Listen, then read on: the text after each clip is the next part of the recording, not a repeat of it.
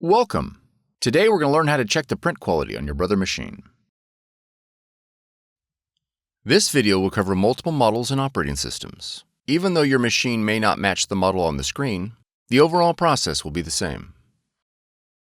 Ensure your Brother machine is connected to your computer through a USB cable, wired network, or Wi-Fi. Open the scanner cover. Place the image face down on the scanner glass. On the control panel, press the Scan button.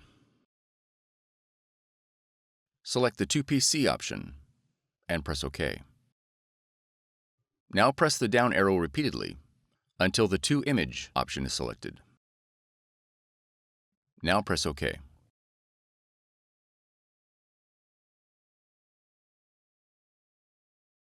Press the Start button.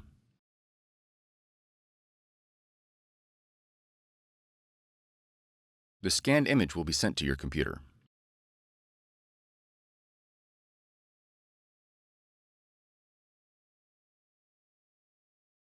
For more tutorials, FAQs, and videos, visit us at www.brother-usa.com.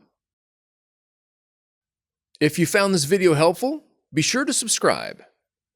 Thank you for choosing Brother.